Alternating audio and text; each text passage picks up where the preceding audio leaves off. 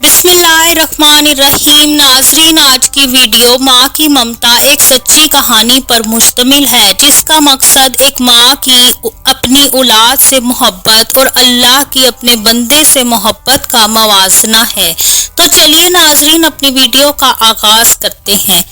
بسترے مرگ پر جب بار بار میں اپنی کوتاہیوں کی ان سے معافی طلب کر رہا تھا تو کہنے لگی، میں راضی ہوں بیٹا، کاہے کو بار بار معافی مانگتا ہے۔ ہمیں اماں جان اس وقت بری لگتی جب وہ سردیوں میں زبردستی ہمارا سر دھوتی۔ لکس، کیپری، ریکسونا کس نے دیکھے تھے؟ کھجور مارکا صابن سے کپڑے بھی دھلتے تھے اور سر بھی۔ آنکھوں میں صابن کانٹے کی طرح چبھتا اور کان اماں کی ڈانٹ سے لال ہو جاتے۔ ہمیں ذرا سی شرارت پر اماں آگ بگولا ہو جاتی اور کپڑے دھونے والا ڈنڈا اٹھا لیتی، لیکن مارا کبھی نہیں۔ کبھی عین وقت پر دادی نے بچا لیا، کبھی ابا نے، اور کبھی ہم خود ہی بھاگ لیے۔ گاؤں کی رونقوں سے دور عین فصلوں کے بیچ ہمارا ڈیرا تھا۔ ڈیرے سے پگڈنڈی سے گزر کر گاؤں جانا اماں کا سب سے بڑا شاپنگ ٹور ہوا کرتا تھا، اور اس ٹور سے محروم رہ جانا ہماری سب سے بڑی بد نصیبی۔ اگر اماں اکیلے گاؤں چلی جاتی تو واپسی پر ہمیں مرونڈے سے بہلانے کی کوشش کرتی۔ ہم پہلے تو اماں کا دوپٹہ کھینچتے، پھر ان کی گود میں سر رکھ کر منہ پھاڑ پھاڑ کر روتے۔ کبھی اماں گاؤں ساتھ لے جاتی تو ہم بہت خوش ہوتے، اور جب گاؤں سے واپس آتے تو ہم روتے اور اماں سے سوال کرتے، ہم گاؤں میں کب رہیں گے؟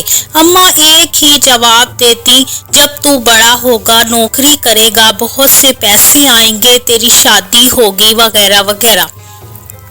مجھے یاد ہے گاؤں میں شادی کا جشن تھا، وہاں جلنے بجھنے والی بتیاں بھی لگی ہوئی تھیں اور پٹاخے بھی پھوٹ رہے تھے۔ میں نے ماں سے بہت منت کی کہ رات ادھر ہی ٹھہر جائیں، لیکن وہ نہیں مانی۔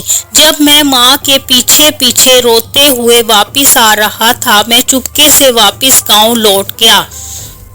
شام کا وقت تھا۔ ماں کو بہت دیر بعد میری گمشدگی کا اندازہ ہوا۔ وہ پاگلوں کی طرح رات کے اندھیرے میں کھیتوں میں آوازیں لگاتی اور ڈیرے سے لے کر گاؤں تک ہر کونے میں لالٹین جلا کر جھانکتی رہیں۔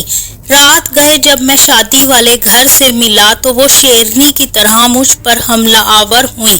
اس رات اگر گاؤں کی عورتیں مجھے نہ بچاتی تو اماں مجھے ہی مار ہی ڈالتی۔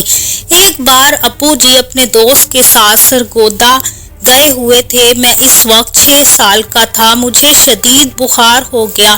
اماں جی نے مجھے گرم چادر میں لپیٹ کر گود میں اٹھایا اور کھیتوں سے گزرتے ہوئے 3 کلومیٹر دور گاؤں میں ایک ڈاکٹر کو دکھانے لے گئیں۔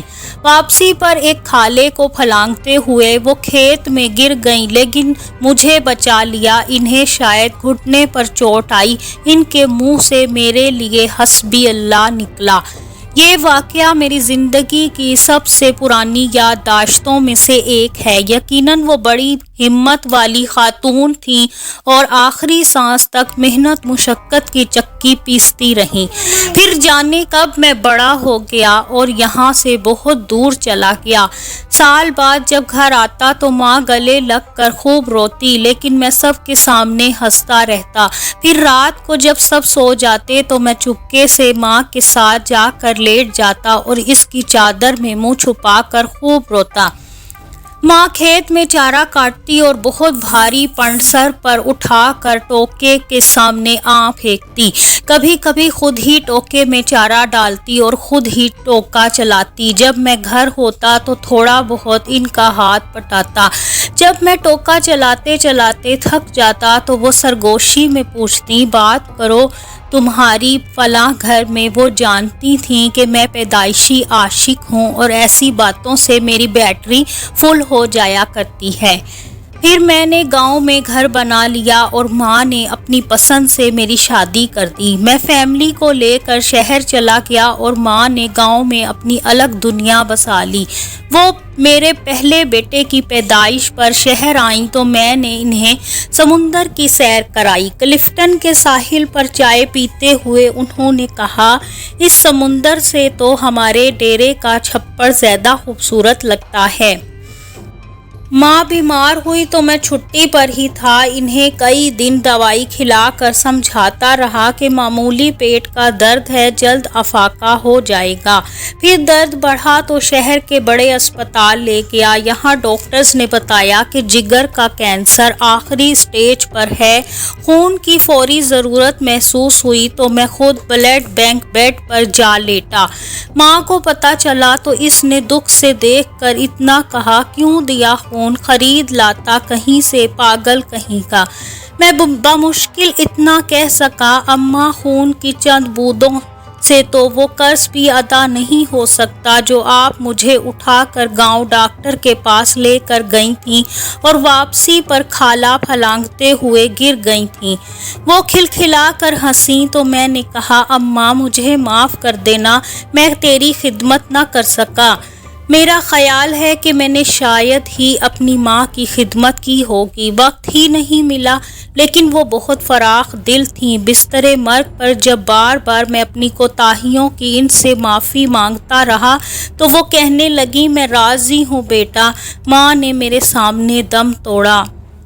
دوسرے دن سر بھاری ہونے لگا تو قبرستان چلا گیا۔ قبر پر بیٹھ کر منہ پھاڑ کر رویا۔ ماں سے بچھڑے مدت ہو گئی، اب تو یقین بھی نہیں آتا ماں کبھی اس دنیا میں بھی تھی کہ نہیں۔ آج بیت اللہ کا طواف کرتے ہوئے پٹھانوں اور سوڈانیوں کے ہاتھوں فٹ بال بنتے ہوئے جانے کیسے دیوار کعبہ سے جا ٹکرایا۔ یوں لگا جیسے مدتوں بعد پھر ایک بار ماں کی گود میں پہنچ گیا ہوں۔ وہی سکون جو ماں کی گود میں آتا تھا، وہی اپنائیت، وہی محبت جس میں خوف کا عنصر بھی موجود تھا۔ اس بار منہ پھاڑ کر نہیں، دھاڑے مار مار کر رویا۔ 70 ماؤں سے زیادہ پیار کرنے والا رب کعبہ اور ہم صدا کے گناہگار بندے۔